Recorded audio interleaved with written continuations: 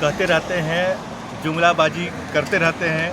ठीक है, लगता है कि लोग अपनी मति खो गए हैं, ना क्या मति मारी गई है उनका कि क्या। मांझी जी हैं, एक बेहतर विकल्प था, बेहतर चेहरा था। जेवार है रामटाल चौधरी जी, मैं मानता हूं कि वे एक अच्छा उम्मीदवार थे। पूरे देश में बीजेपी का सफाया होना चाहिए। को बचाने के लिए भारतीय जनता पार्टी का सफाया हो रांची लोग जो 60 साल के बाद सरकार उसको रिजेक्ट कर दे रहा है, हम ऐसे लोग के तो नहीं पसंद करेंगे, हम युवाओं लोग का पसंद करेंगे।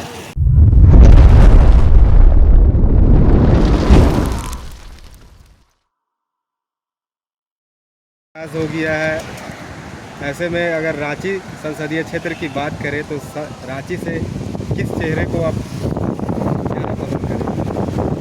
देखिए, इस बार तो जिस प्रकार हमारा झारखंड का माहौल है और सभी पार्टियां में उथल पुथल मची हुई है, तो रांची संसदीय क्षेत्र में अगर हम देखें तो ऐसे तो हम चाह रहे थे कि जेएमएम पार्टी की ओर से कोई बेहतर चेहरा आता।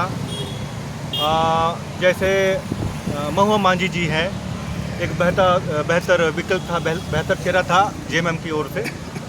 लेकिन अब जब गठबंधन की बात हो गई है, गठबंधन की बात चल रही है, तो रांची क्षेत्र में कांग्रेस के जो उम्मीदवार हैं रामटाल चौधरी जी, मैं मानता हूं कि वे एक अच्छा उम्मीदवार हैं। कांग्रेस तो अभी उन्हें अपना टिकट दिया नहीं है। कांग्रेस में अभी दुविधा चल रहा है कि वो रामटहल चौधरी को दें या सुबोध खान। जी जी जी, बिल्कुल बिल्कुल, ये तो बहुत। और इधर बन्ना गुप्ता भी बोल रहा है कि टिकट मिलेगा तो हम चुनाव लड़ेंगे।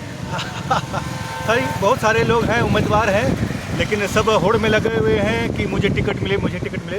लेकिन जहाँ तक जनता का रुझान है कि ऐसा कोई चेहरा हो जो एक जाना पहचान, जैसे सुबोध खान सहाय जी है, वो एक पुराने नेता है, एक वरिष्ठ नेता है, पुराने नेता है और जुझारू नेता है। और पिछले समय में भी उनका जनता का उसके प्रति सपोर्ट रहा है।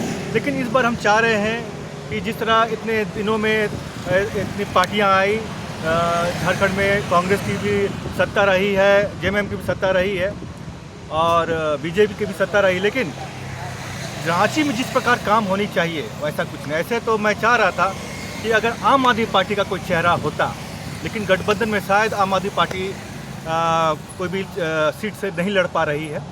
और तो ये चलिए, ये अंदर की बात है, गठबंधन की बात है। लेकिन अगर देखा जाए तो रामटहल चौधरी जी हैं, जो बहुत पुराने नेता हैं और जुझारू नेता हैं।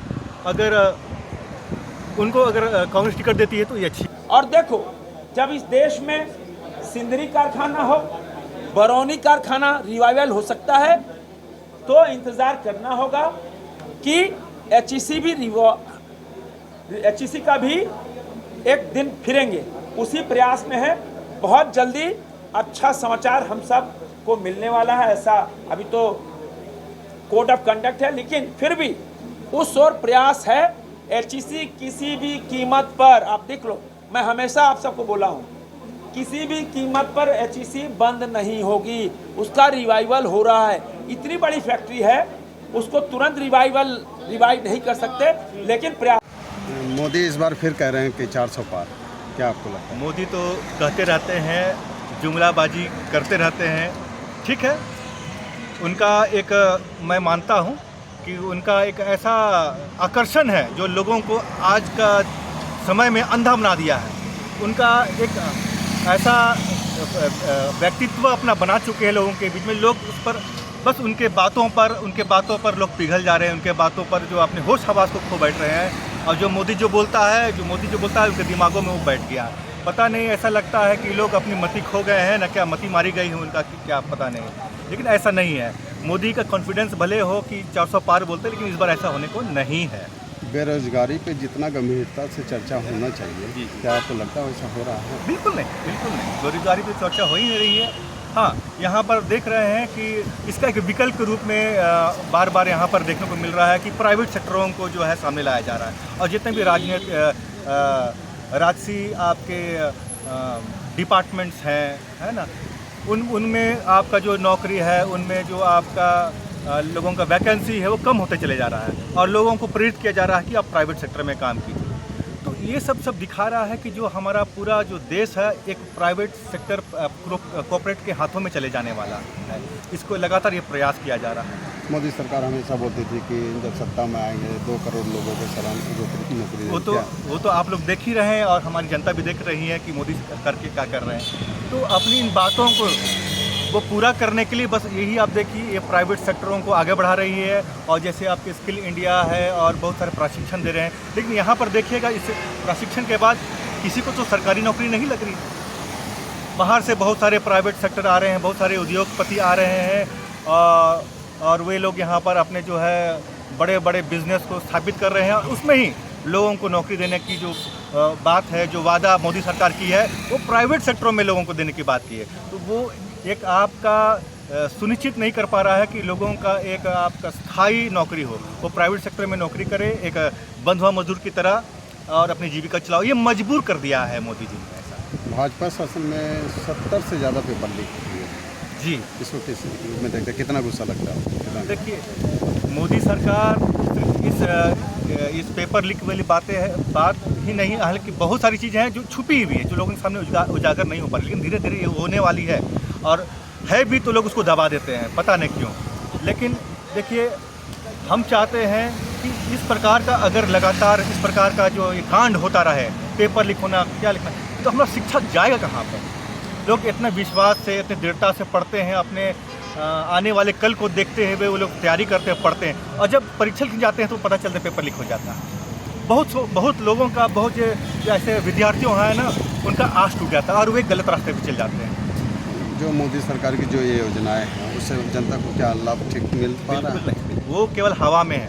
बहुत सारी योजनाएं हैं मोदी जी की, जब वो भाषण बोले तो बहुत सारी योजनाओं के बारे में वो कहते हैं कि योजनाएं लागू हो चुके हैं, लेकिन धरातल में जाइए वो भी नहीं, कहीं भी ऐसे लागू नहीं हो रही। सब कल काम पूरा अधूरा सब छोड़ा हुआ है। अपना नाम बता दीजिए। मैं अल्बर्ट टेका। मैं हमारी मदर इंडस्ट्री, आप याद करो एचईसी का डाउनफॉल कब से शुरू हुआ?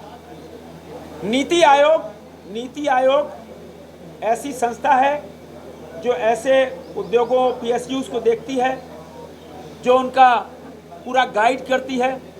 बहुत एडवर्स रिपोर्ट 2019 में रांची लोकसभा से किस चेहरे को आप पसंद करना चाहेंगे?